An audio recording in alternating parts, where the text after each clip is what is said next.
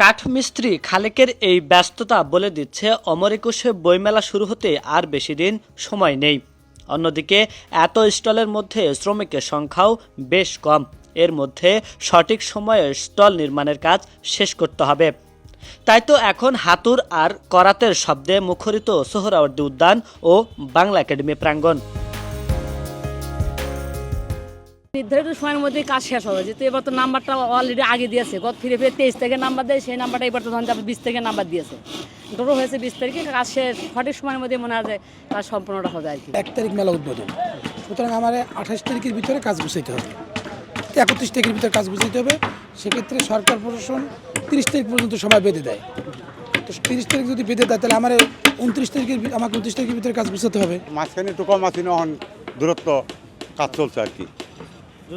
হ্যাঁ, দূরত্ব কাজ চলছে, হয়ে যাবে, টাইম মতো হয়ে যাবে। গত বছরের থেকে কাজ অনেক চাপ বেশি, খুব তাড়াহুড়ো করে করতেছি, কিন্তু আমরা সময়ের পর্যাপ্ত সময়ের ভিতরে আমরা কাজটা গুছিয়ে দেবো ইনশাল্লাহ। আগামী 1 ফেব্রুয়ারিতে শুরু হতে যাচ্ছে বাঙালির প্রাণের মেলা অমর একুশে বই মেলা। যথারীতি সোহরাওয়ার্দী উদ্যান আর বাংলা একাডেমি প্রাঙ্গণে বসছে এবারের বই মেলা।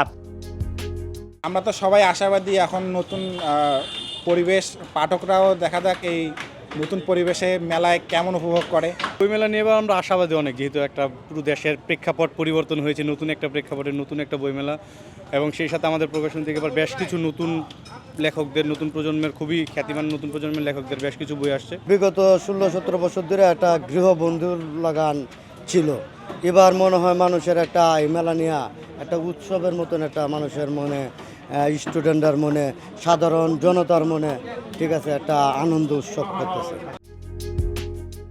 গত 1.5 দশকের তুলনায় এবারের বইমেলা রয়েছে কিছুটা ভিন্নতা।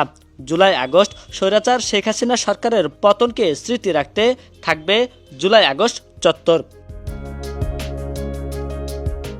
এবারের বইমেলায় অংশ নিচ্ছে মোট 593টি প্রতিষ্ঠান। প্যাভিলিয়ন বরাদ্দ পাচ্ছে 28 থেকে 29টি প্রকাশনা সংস্থা।